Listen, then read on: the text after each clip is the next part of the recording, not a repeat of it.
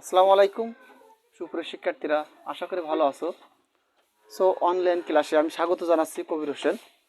তো তোমাদের ইতিমধ্যে একটা ক্লাস আমি অনলাইনে দিয়েছিলাম, সরল মুনাফা নির্ণয়ের ক্ষেত্রে কি কি সূত্র প্রয়োগ করতে পারি, এবং আমাদের এখান থেকে আমরা সরল মুনাফা নির্ণয় করা শিখেছিলাম, মুনাফার হার নির্ণয় করা শিখেছিলাম, মুনাফার পার্থক্য, চক্রবৃদ্ধি মুনাফা, মূলধন সহ আসল, বিভিন্ন যে সূত্রগুলো তার প্রয়োগও আমি শিখিয়েছিলাম। সো আজকের তোমাদের যে বিষয়টা নিয়ে আলোচনা করতে চাচ্ছি, তোমাদের যে অ্যাসাইনমেন্টের যে সৃজনশীল যে কিছু প্রশ্ন দেওয়া আছে, আজকের আমরা এই প্রশ্নটা সলিউশন করব। তো তোমরা অবশ্যই মনোযোগ সহকারে ক্লাসটা উপভোগ করবে। তো আমাদের এই প্রথমে এই যে বিষয়টা এখানে দেওয়া আছে, যে শিরোনামটা দেওয়া আছে যে সমবায় সমিতির সঞ্চয় স্কিমের ক্ষেত্রে সরল মুনাফা এবং চক্রবৃদ্ধি মুনাফার তুলনামূলক পার্থক্য। আমরা ইতিমধ্যে এই বিষয়টা কিন্তু আলোচনা করেছিলাম। তো এখানে প্রথমে যে শর্তগুলো দেওয়া আছে আমরা খেয়াল করব, ক্লাসটা খুব মনোযোগ সহকারে আমরা ক্লাসটা নেব। আশা করি এইটা আমি তোমাদের কাছে আশা করতে পারি। সঞ্চয় স্কিমের মূলধন হচ্ছে পি ইকাল টু, এখানে দেওয়া আছে যে 15,000 টাকা। আমরা এখানে লিখব যে দেওয়া আছে দেওয়া আছে দেওয়া আছে নাম্বার ক দিতে পারি আমরা। এখানে দেওয়া আছে মূলধন পি ইকাল টু 15,000 টাকা। এটা কি বলছে যে সঞ্চয় স্কিমের মূলধন। আমি বলছিলাম গত ক্লাসে যে আমরা কোনো সমিতির থেকে যদি লোন নিই বা কোনো সমিতিতে আমরা টাকা ইনভেস্ট করি বা কোনো ব্যাংকের থেকে যদি টাকা গ্রহণ করি বা জমা দিই, এগুলো সব কিন্তু আসল বা মূলধন।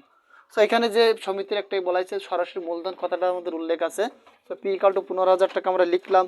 সঞ্চয় স্কিমের পূর্ণ হওয়ার সময়কাল এন ইকাল টু 3 ইয়ার্স।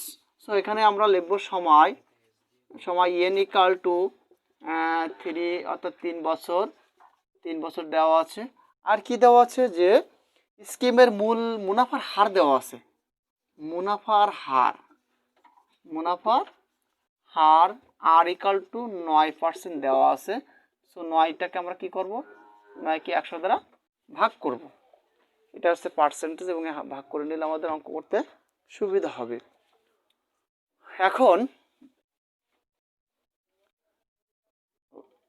এখন আমরা আমাদের যে বিষয়টা কি আমাদের কি চেয়েছে সেটা দেখব। 1 বছর অন্তে চক্রবৃদ্ধি মূলধন সূত্র সহ উল্লেখ করতে হবে। সো আমরা চক্রবৃদ্ধির ক্ষেত্রে আমরা একটা সূত্র লিখেছিলাম যে চক্রবৃদ্ধির ক্ষেত্রে, আমি সূত্রটা আবারও একটু লিখি, চক্রবৃদ্ধির ক্ষেত্রে C equal to P into 1+r⁴n। এটা হচ্ছে আমাদের চক্রবৃদ্ধির ক্ষেত্রে মুনাফা সহ মূলধনের সূত্র। এখন 1 বছর অন্তে বলা হয়েছে, 1 বছর অন্তে চক্রবৃদ্ধি মূলধন। সো এখানে n ইকাল টু 1 পাবো আমরা। এখন এখানে আমাদের যেহেতু 1 বছর অন্তে বলছে, সো এখানে আমরা লিখবো যে 1 বছর অন্তে চক্রবৃদ্ধি মূলধন C equal to P into 1+r⁴n। n equal to আমরা কি লিখবো, 1 লিখবো। সো এখানে আমাদের আসল আছে 15,000 টাকা ইন্টু 1 বলতে আমাদের 1+r বলতে আমাদের 9/100 আছে, ⁴ ইকাল টু আমরা অবশেষে ক্যালকুলেশন করব 15,000 ইন্টু 1.09 আসে আমাদের এখানে, এবং এটা এর সাথে গুণ করতে হবে। আমরা অবশ্যই ক্যালকুলেটর ব্যবহার করব একটু। এখানে কি আছে যে 15,000 ইন্টু 1.09 ইকাল টু, এখানে আছে আমাদের আসতেছে কত,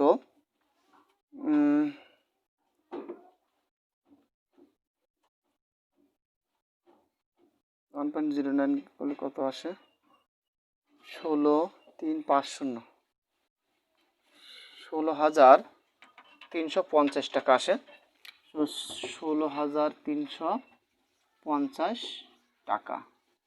এটা আমরা কি পেলাম যে 1 বছর অন্তে সরল মুনাফা চক্রবৃদ্ধি মুনাফা সহ মূলধন 16,350 টাকা। তো আমাদের এখানে কি চেয়েছে, আমাদের প্রশ্নে বলছে যে 1 বছর অন্তর চক্রবৃদ্ধি মূলধন সূত্র সহ নির্ণয় করো। সো আমাদের প্রথম প্রশ্নটা আমরা কমপ্লিট করতে পেরেছি, এটা আমাদের অ্যান্সার। এখানে আমরা অ্যান্সার লিখব। সেক্ষেত্রে আমরা এখানে বছর n = 1 লিখব, কারণ যেহেতু 1 বছর অন্তে বলছে সেহেতু আমরা n = 1 লিখব।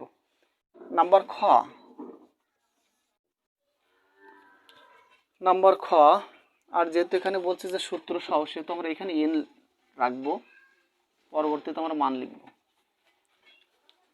কালির পর টানার ব্যবস্থা করো, ঘরের মধ্যে আছে তো কালির পর। এখন এখানে আমাদের খ নাম্বার বলছে দ্বিতীয় বছরান্তে চক্রবৃদ্ধি মূলধন সূত্র সহ লিখতে হবে আমাদের। তো আমরা আবার লিখব যে এখানে মূলধন আমাদের যা আছে তাই, আবারও লিখব যে মূলধন P সমান 15,000 টাকা। তারপর সময় কত নেব, সময় n = 2 বছর, অর্থাৎ দ্বিতীয় বছর বলছে। এবং মুনাফার হার সেম, মুনাফার হার r = 9% = 9/100। এখন আমার কালিটা একটু দিতে হবে। এখন এখানে কি আসতেছে যে মুনাফার হার গেল। সো দ্বিতীয় বছরান্তে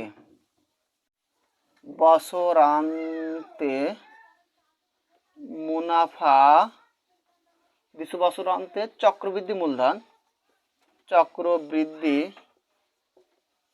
মূলধন C = P × 1 + r whole to the power n, আমরা সূত্র লিখলাম। এখন এখানে মান বসিয়ে পাই 15,000 × 1 + 9/100 হোল টু দি পাওয়ার 2। এখানে বলা হয়েছে 2 বছর অন্তে বের করব। সো আমরা এখানে 2 বছর অন্তে যেহেতু সেহেতু n এর মান কত হবে, 2 হবে। মান বসিয়ে পাই। এবার আমরা অবশ্যই ক্যালকুলেট করব আবার।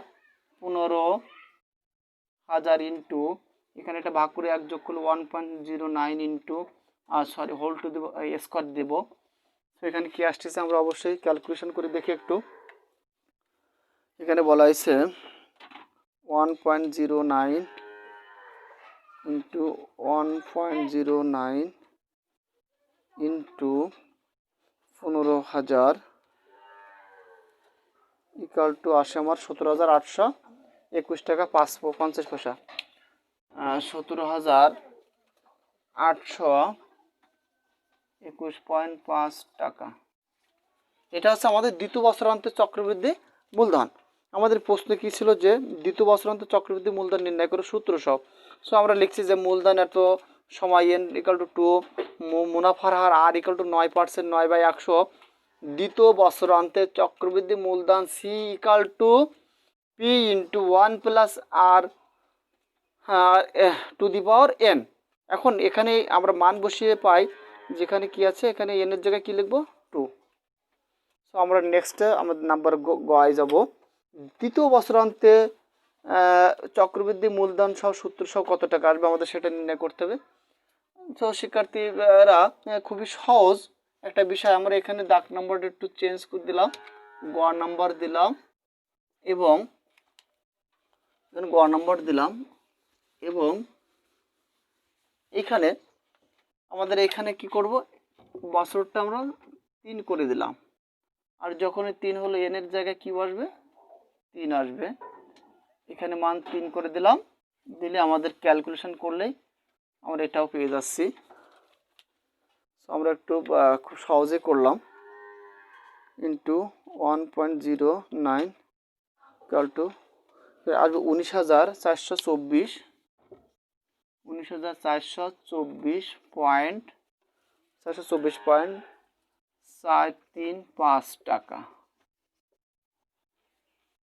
এটা হচ্ছে আমাদের তৃতীয় বছর অন্তে চক্রবৃদ্ধি মূলধন আসবে তার 19,424 টাকা 43,435 টাকা। এখন এখানে যদি সে 1 বছরে পরিশোধ করে, তাহলে তাকে পরিশোধ করতে হবে কত টাকা, 16,350 টাকা। সে যদি দ্বিতীয় বছরে যদি শোধ করে তাহলে তাকে আসল সহ একবারে শোধ করতে হবে কত টাকা? 17,821 টাকা 50 পয়সা। আর যদি সে 3 বছরে যে শোধ করে তাকে পরিশোধ করতে হবে 19,424.435 পয়সা।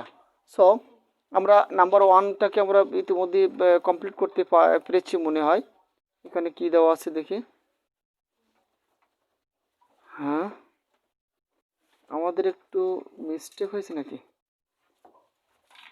না, আমরা এই যে নিচেরটা আর কি করে ফেলছি, তাই তো। এখন এইখানে এটা চক্রবৃদ্ধির ক্ষেত্রে আমাদের এই অঙ্কগুলো আমরা করছি হচ্ছে চক্রবৃদ্ধির ক্ষেত্রে আমাদের অঙ্কগুলো করা হয়ে গেছে। এখন এখানে আরো কাজ আছে চক্রবৃদ্ধির ক্ষেত্রে। এই কাজটা ছিল আমাদের চক্রবৃদ্ধির ক্ষেত্রে। এখন আমরা কি করব? সরল মুনাফার ক্ষেত্রে আমাদের কিছু কাজ আছে। এখানে ক আর খ আছে, সেটার পরে আমাদের আরো কাজ আছে এখানে যে আগে আছে কি নির্দিষ্ট ক খ গ ঘ নাম্বার 3 বছর পর চক্রবৃদ্ধি মুনাফা কত। এখানে আমাদের আরো একটা কাজ আছে, ঘ নম্বর আছে যে চক্রবৃদ্ধি মুনাফা কত। আমরা এটা একটু বের করি। চক্রবৃদ্ধি মুনাফা সব আমরা গ হতে পাই যে 3 বছরান্তে চক্রবৃদ্ধি মূলধন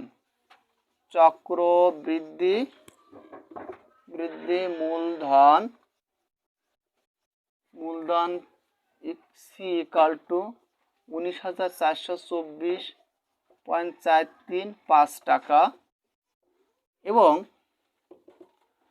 চক্রবৃদ্ধি মুনাফা আমরা শুধু বের করব কি চক্রবৃদ্ধি মুনাফা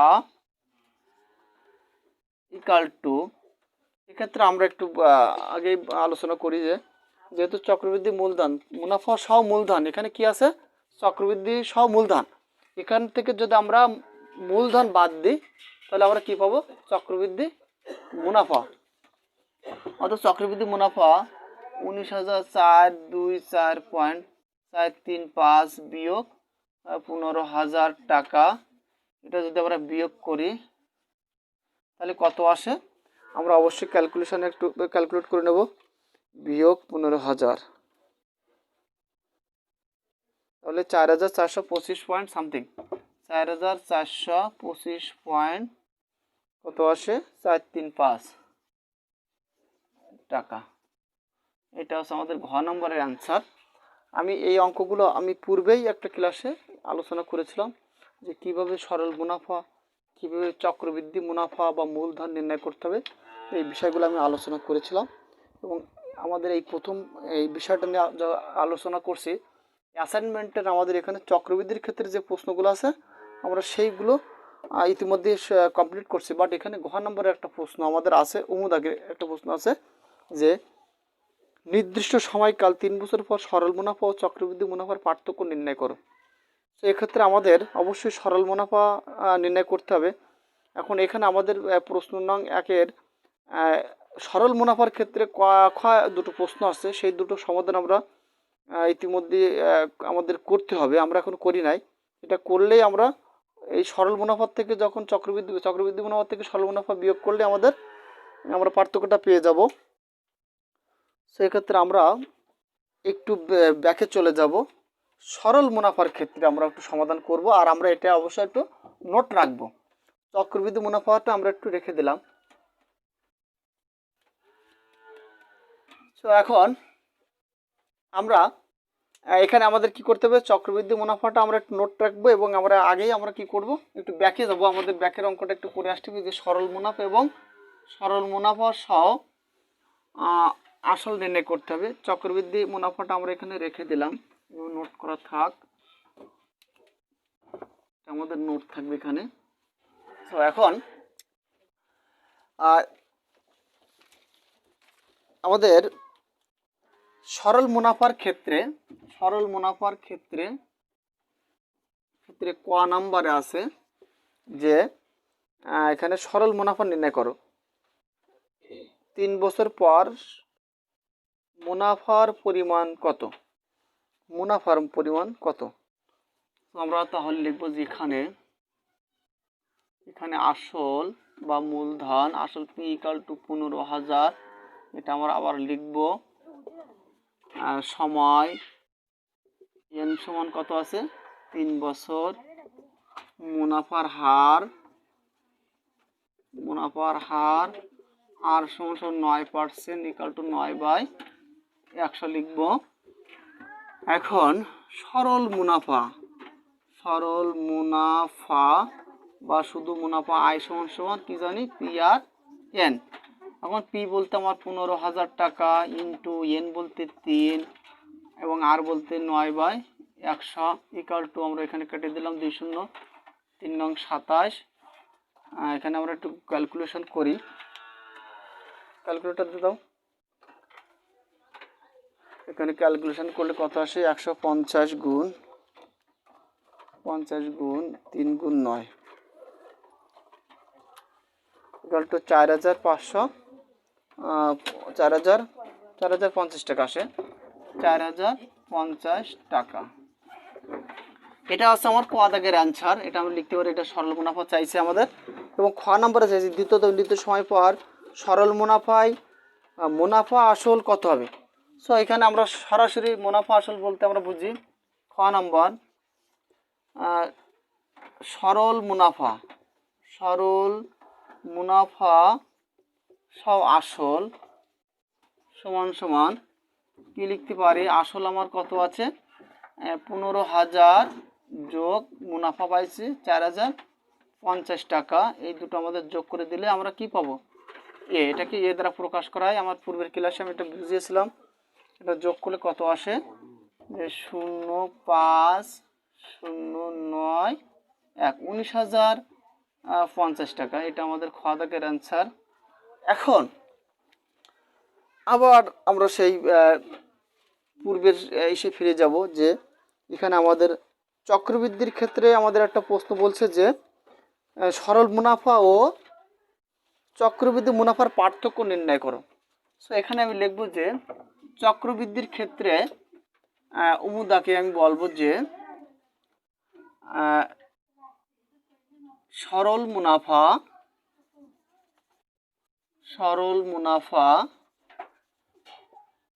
আমি কত পেয়েছি? 4,050 টাকা পেয়েছি, এবং চক্রবৃদ্ধি মুনাফা পেয়েছি,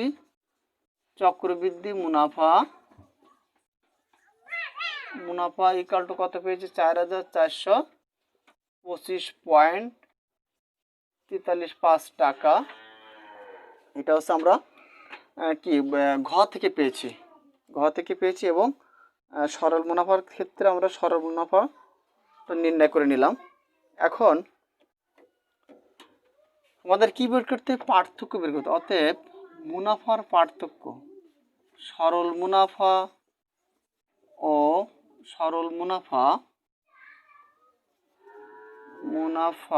ও চক্রবৃদ্ধি মুনাফার পার্থক্য ইকাল টু 4,425.435 বিয়োগ 4,050 টাকা।